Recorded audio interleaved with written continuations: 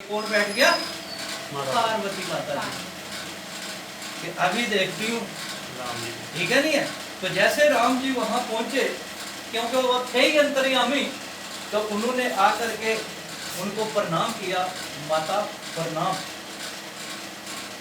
ठीक है नहीं है। आप कहाँ? भोले बाबा कहाँ हैं? तो पार्वती जी के होश उड़ गए। क्या उड़ गए? होश उड़ गए, ठीक है नहीं है। तो उन्होंने प्रणाम किया। तो अभी रामचंद्र जी चले गए, तो पार्वती द्वारा वापस चलेगी कहाँ? शिव भगवान के पास, कैलाश पर्वत पे। लेकिन भोले बाबा भी अंतर्यामी है, सब कुछ देख गए, वो अपनी समाधि लगा के बैठ गए, पार्वती से बात ही नहीं कर रहे। लेकिन उस टाइम मन ही मन में पार्वती जी को भगवान शंकर ने त्याग दिया था। क्या कर दिया था? त्याग क्यों दिया था? कि जब मेरे राधे की ये बड़ी, ये मेरी पत्नी नहीं रहेगी, अभी ये मेरी माता के समान है। किसके समान हो गई? माता के समान हो गई है, क्योंकि भगवान राम ने अगर इनको माता बोला है तो ये अभी मेरी पत्नी नहीं है। तो मन मन से उनको त्याग दिया गया। और भगवान शंकर थे, जो शिव थे, वो अपनी तपस्या में लीन होकर के बैठ गए। काफी समय बीतने के बाद में भी जब उनका ध्यान से उठे वो, तो पार्वती जी ने बोला, वो बोलने लगे कि भाई, तो उसने पूछा बताओ क्या हुआ। अभी वो छुपा रही थी। अभी भगवान बोले, सब जाने, बोला ऐसा कुछ नहीं हुआ है। बोला कुछ न कुछ तो जरूर हुआ है, अगर मेरे मन में कोई बात आई है तो कुछ न कुछ जरूर हुआ है। तो इसी वियोग से वो दोनों अलग अलग हो गए। क्या अलग हो गए? अलग अलग हो गए। तो अगली प्रक्रिया बहुत लंबी है, बहुत बड़ी कहानी है। जैसे कि दक्ष, जो उनके पार्वती जी के पिता थे, उन्होंने एक यज्ञ रचा। उसमें जितने भी देवी देवता थे सबको निमंत्रण दिया कि आप उस यज्ञ का मैं आओ, लेकिन एक शिव जी और पार्वती को नहीं बुलाया। तो पार्वती जी ने हट किया कि मैं वहां पे जाऊंगी, और शिव जी ने मना कर दिया कि आप पार्वती आप वहां नहीं जाओ, नमस्कार। क्योंकि उन्होंने हमें बुलाया ही नहीं। बिना बुलाए कहीं जाना हानि होती है। क्या होती है? हानि होती है। और पार्वती जी ने, अभी ये मैं बात किसकी कर रहा हूँ? अपलाइन और डाउनलाइन की। किसकी बात चल रही है? कि अगर हम अपने अपलाइन की बात को नहीं मानते हैं तो हमारे साथ क्या होने वाला है? हम मैसेज उसको मैं तो देना चाह रहे हैं। क्या देना चाह रहे हैं? ये मैसेज जो है, लेकिन एक कथा के माध्यम से हम बता रहे हैं। किसके माध्यम से? एक कथा के माध्यम से बता रहे हैं कि मान लिया कि शिव जी अपलाइन थे और पार्वती जी डाउनलाइन थी। तो वो समझा रहे थे कि बिना बताए हमें वहां पे नहीं जाना चाहिए। लेकिन पार्वती जी ने क्या किया? जिद कर दी। क्या कर दी? मैं जाऊंगी। तो उन्होंने बोला हाँ भाई आप जा सकती हो, पर मैं नहीं जाऊंगा।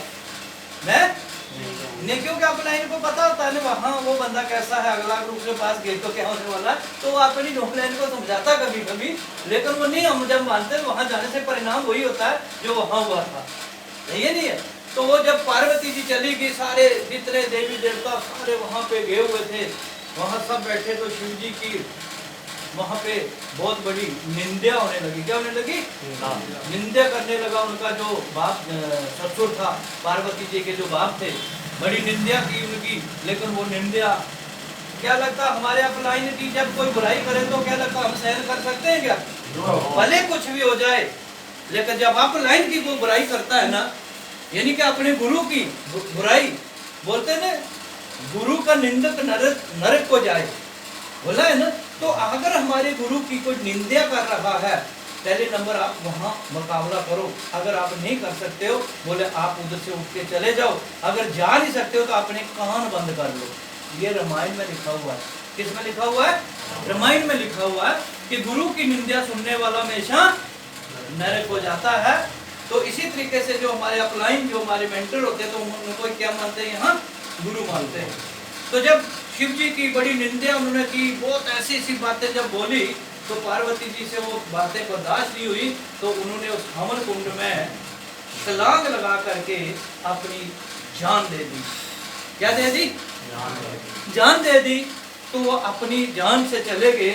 तो इसी प्रकार आज हम बोलना चाहते हैं, जो हमारे अपलाइन हमें बोलते हैं की बातों को अगर नहीं माना तो हमारे साथ क्या होने वाला है?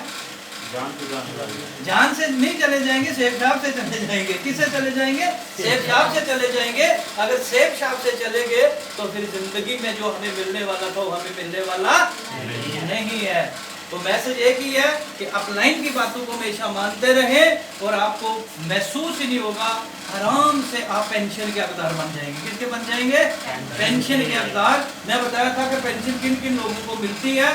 जो लोग फ्राइडे की ट्रेनिंग को अटेंड करते हैं, जो लोग संडे के वेन्यू को अटेंड करते हैं, जो लोग कोर ट्रेनिंग को अटेंड करते हैं, बल्कि जो भी हमारे सिस्टम की एक्टिविटी होती है जो उसको मानता है उसको पेंशन मिलती है। लेकिन कब तक मिलती है? 3 पीढ़ी तक मिलती है। कितनी तक मिलती है? हमारे ना रहने के बाद में भी मिलती है। ये हमने प्रैक्टिकली देखे। श्याम सुंदर जी का आपने फॉर्म 16 देखा होगा सबने। जिसने नहीं देखा वो देख लेना। 2007 में डेथ हुई थी। और भी बहुत से ऐसे लीडर हैं जो दुनिया से चले गए, लेकिन आज उनके घर में लगातार पेंशन का मतलब पैसा आना। पेंशन का मतलब क्या होता है? हम लोग बोलते हैं पेंशन क्या होती है? पेंशन कुछ नहीं होता। पेंशन यानी कि आप काम नहीं कर रहे हो, जो आपको चीज मिल रही है तो उसको बोलते हैं पेंशन। क्या बोलते हैं? लेकिन जब हम काम कर रहे होते हैं, वो चीज हमें मिल रही होती है तो उसको पेंशन ही बोलते हैं, उसको तनख्वाह बोलते हैं। क्या बोलते हैं? तन को खा जा तुम, जो तन है ना इसको ही खाती रहती है वो, तो लास्ट में देते हैं फिर पेंशन, है नहीं है? लेकिन जिनको ना मिली पेंशन उनको बुढ़ापे में होगी पेंशन, लेकिन जिनको मिलेगी पेंशन वो लोग मजे मारेंगे जिंदगी में। मतलब जवानी में तो कोई भी अपनी जिंदगी को गुजार ले, वो बड़ी बात है क्या? लेकिन जब बुढ़ापा आता ना भाई साहब, अगर आपकी पेंशन नहीं है तो आपको कोई पूछने वाला नहीं है। अगर आपके पास पेंशन हुई है ना, आपको अपने बच्चे नहीं, आपको गाँव वाले लोग भी आगे पूछेंगे, आपकी सेवा करेंगे। लेकिन वो सेवा किसकी हो रही है बताओ?